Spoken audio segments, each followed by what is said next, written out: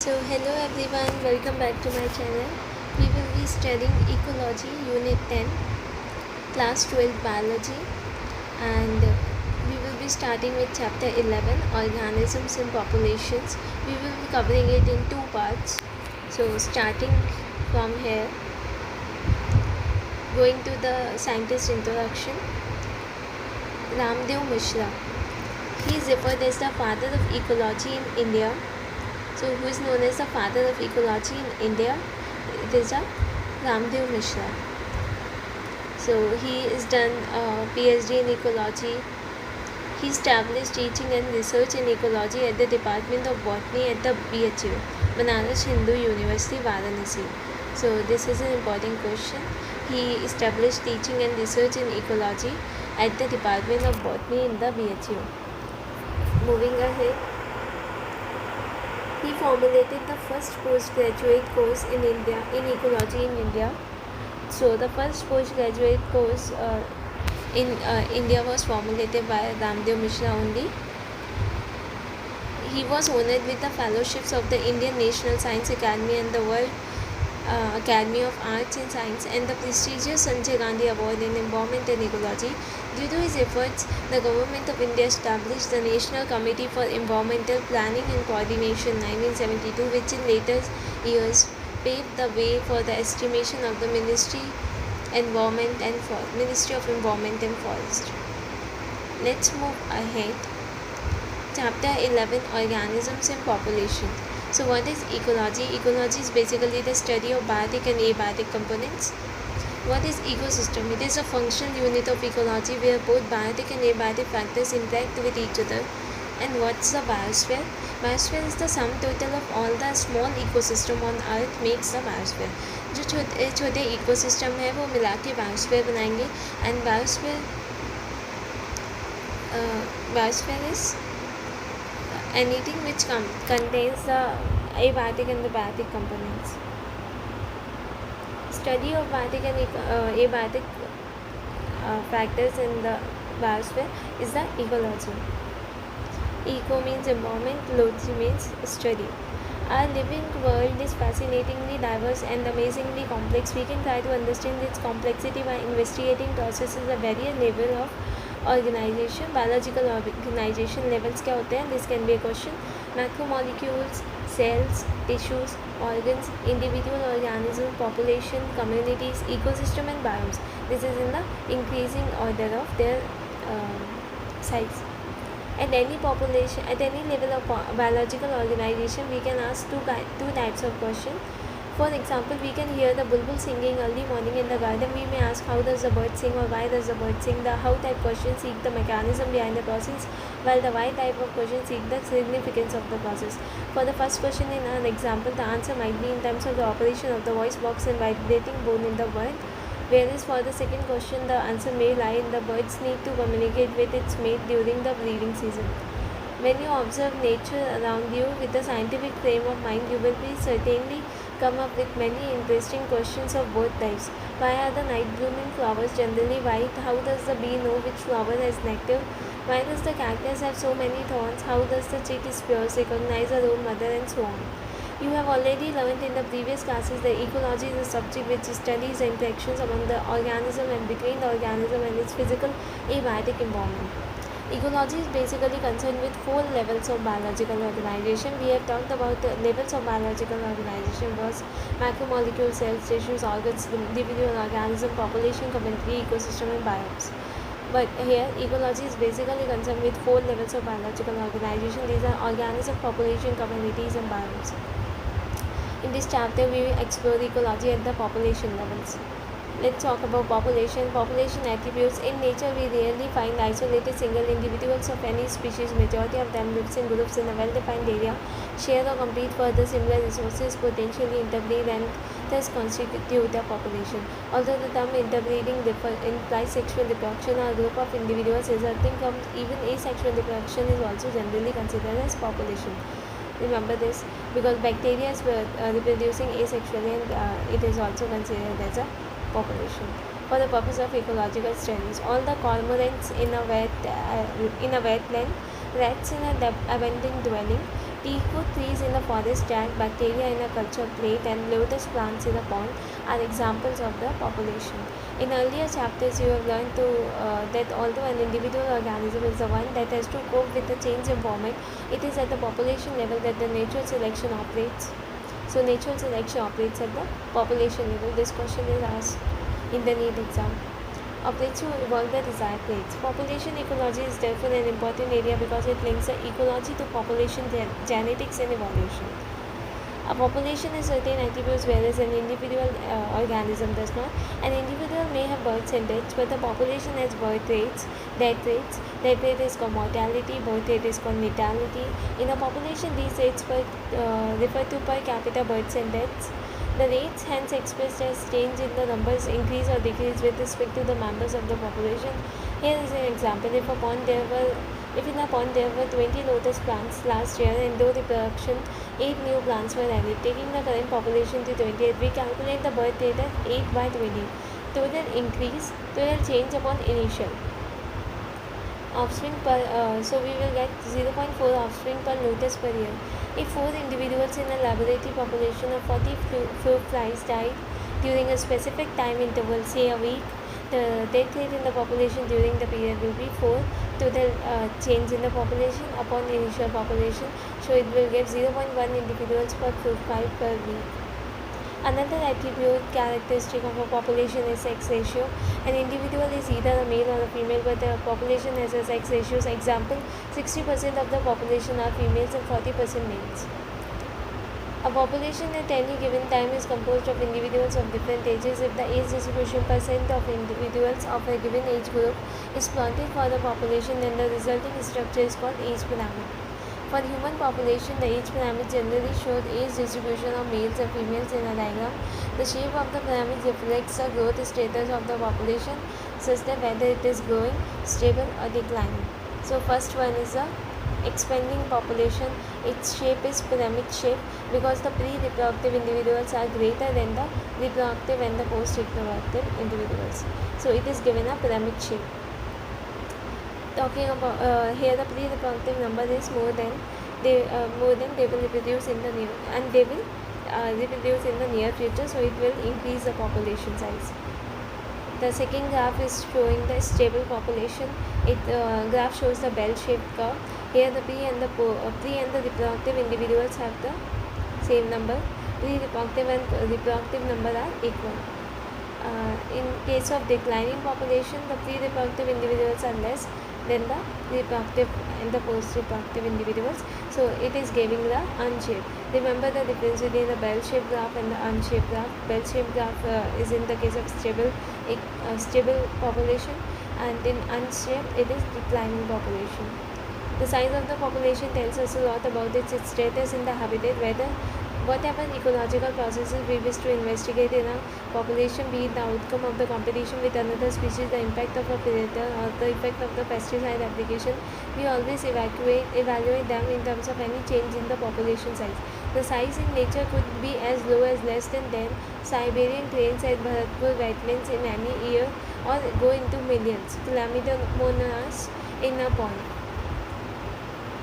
Population size technically called population density.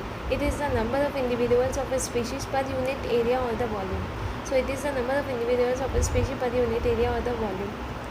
Population density designated as N need not necessarily be measured in terms of number only. Although total number is generally the most appropriate measure of population density. So most appropriate measure for the population density is the total number. It is in some cases either meaningless or difficult to determine in an area if there are 200 carrot grass, Parthenium hysterophorus. Carrot grass is Parthenium hysterophorus. It has come in as a contaminant with the wheat, and it has caused severe allergies in the people. But only a single huge banyan tree with large canopy, stating the population density of banyan is low relative to that of the carrot grass, amounts to underestimating the enormous role of banyan in that community. In such cases, the percent cover of the biomass is more meaningful measure of the population size. So population size can be in terms of population density, can be in terms of total number, in terms of the percent cover of the biomass. The total number is again not an easily adoptable measure if the population is huge and counting is impossible or very time consuming. If you have a dense laboratory culture of bacteria in a petri dish, what is the best measure to report its density? Sometimes for a certain ecological investigations, there is no need to know the absolute population densities. Relative densities serve the purpose equally well. For instance, the number of fish caught per trap is good enough measure of its total population density in the lake. We are almost obliged to estimate population sizes indirectly without actually counting them or seeing them. The tiger census in our national parks and tiger reserves is often based on the pug marks and the fecal pellets. Let's talk about population growth. The size of the population for any species is not a static parameter. It can be variable. It keeps changing with time, depending on the various factors including food availability, predation, pressure, and adverse behavior. So population size depends on food availability, predation, pressure, and the adverse weather. In fact, it is these changes in the population density that give us some idea of what is happening to the population, whether it is flourishing or declining. Whatever might be the ultimate reason, the density of the population in a given habitat during a given period fluctuates due to change in the four basic processes, two of which, natality and immigration, contribute to an increase in the population density, and two, mortality and emigration, to a decrease. Natality refers to the number of births during a given period in the population that are added to the initial density. Mortality is the number of deaths in the population during a given period. Immigration is the number of individuals of the same species that have come into the habitat from elsewhere during the period under consideration. So remember, immigration is the number of individuals of the same species that have come into the habitat from elsewhere during the time period under consideration. Emigration is the number of individuals of the population who left the habitat and gone elsewhere during the time period under consideration. So immigration will increase the population density, so it is given plus sign.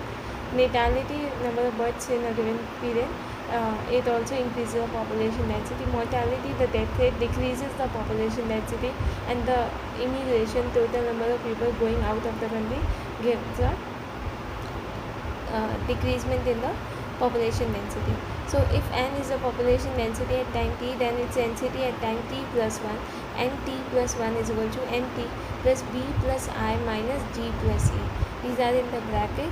So b plus I, birth rate plus immigration, it increases the population density, and death plus emigration decreases the population density. You can see from the above equation that the population density will increase if the number of births plus the number of immigrants is more than the number of deaths plus the number of emigrants. Under normal conditions, births and deaths are the most important factors influencing population density. Normal condition में births और deaths होते हैं most important factors influencing the population density. The other two factors assuming importance only other certain special conditions. For instance, if a new habit is just being colonized, immigration may contribute more significantly to the population growth than the birth rate.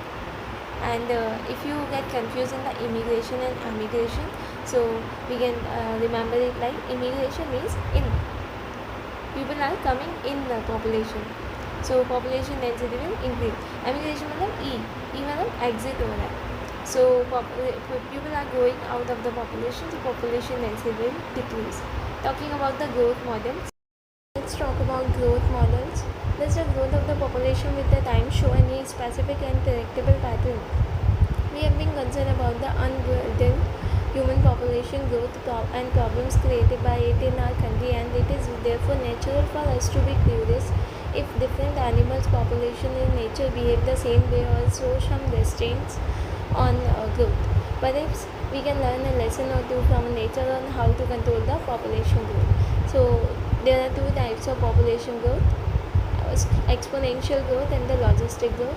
Exponential growth, resource or the food and the space availability is obviously essential for the unimpeded growth of the population, ideally when resources in the habitat are unlimited.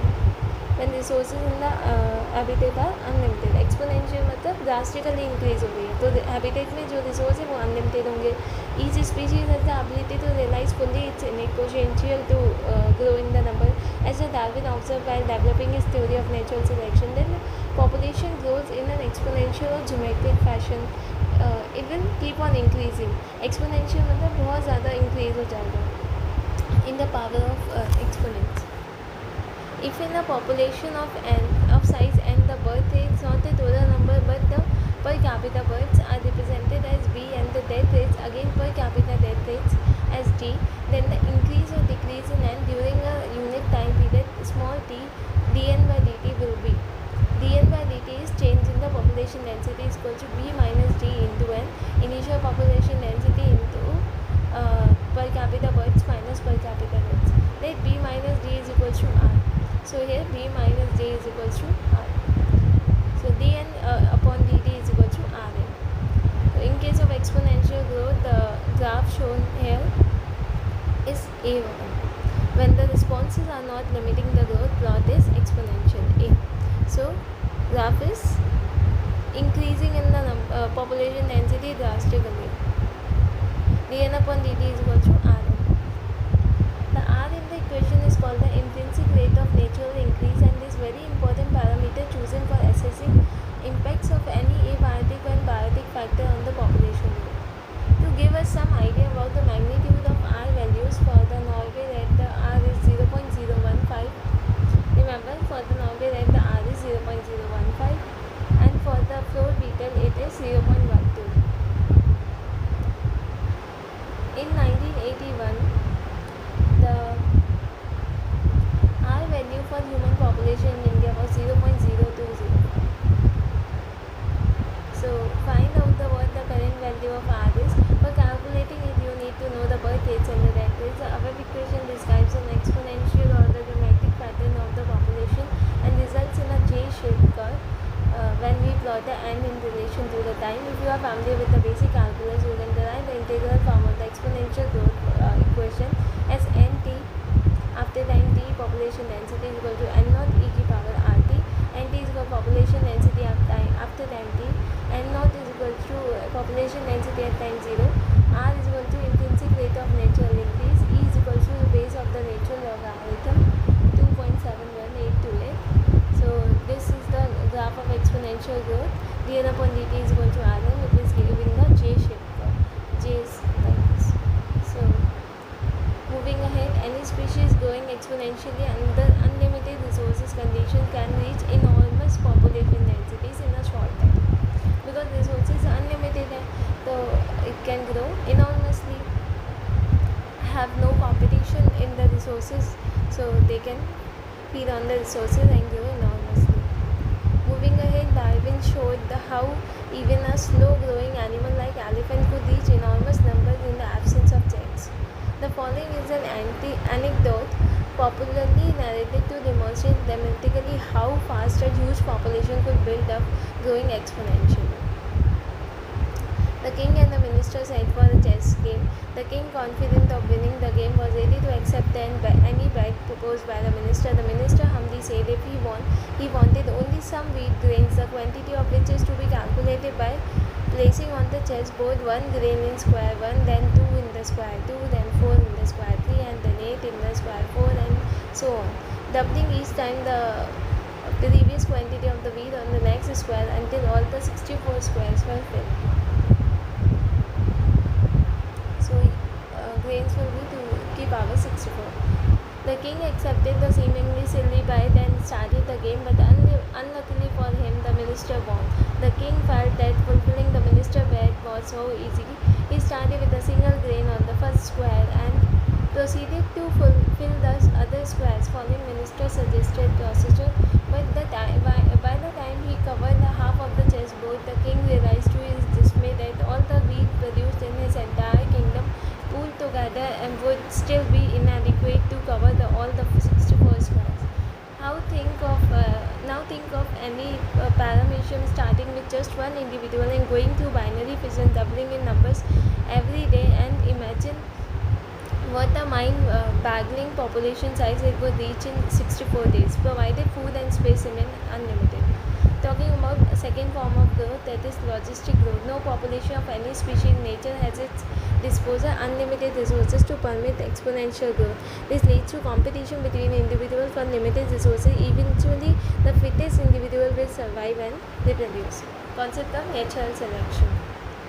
So here the The government of many countries have also realized this fact and introduced various restraints with a view to limit human population growth. In nature, a given habitat has enough resources to support a maximum possible number beyond which no further growth is possible. Let us call this limit as the nature's carrying capacity K for the species in that habitat.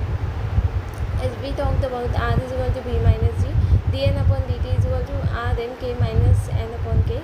Here the formula will be like this, and R comes B minus D. A population growing in a habitat with limited resources shows initially a lag phase. सबसे पहले एक lag phase आएगा, followed by the phases of acceleration, फिर phase acceleration का आएगा, and then the deceleration, and then finally a asymptote. A maximum capacity reached when the population density reaches the carrying capacity. Carrying capacity is the limit of nature to support the maximum possible number. This type of population growth is Van-Hertz per logistic growth, and is described by the equation dn upon dt is equal to Rn K minus n upon K, where n is equal to population density at time t, R is equal to intrinsic rate of natural increase, it is B minus D, K is equal to carrying capacity, nature's carrying capacity. Since resources for growth for most animal populations are finite and become limiting sooner or later, the logistic growth model is considered as a more realistic one. So let's talk about life history variation. Populations evolved to maximize their reproductive fitness, also called Darwinian fitness, high R value in the habitat in which they live. Under a particular set of selection pressures, organisms evolved towards the most efficient reproductive strategy. Some organisms breed only once in their lifetime. Pacific salmon fish and bamboo. Pacific salmon fish and bamboo breed only once in their lifetime, while others breed many times during their lifetime, like the most birds and mammals. Some produce a large number of small size offspring. Large number produce कर रहे हैं, small size छोटे छोटे बहुत सारे offspring produce कर रहे हैं. These are oysters, pelagic fishes. Don't get confused between the Pacific salmon fish and the pelagic fish. Pelagic fish produce a large number of small size offspring, whereas Pacific salmon fish breed only once in their lifetime. While others produce a small number of large size offspring, like the humans and the mammals and birds, they produce a large size offspring and they are small number. So which is desirable for maximizing fitness? Ecology suggests that life history traits of organisms have evolved in relation to the constraints imposed by the abiotic and the biotic components of the habitat in which they live. Evolution of life history traits in different species is currently an important area of research being conducted by ecologists. We forgot to see the logistic growth curve. So let's see here.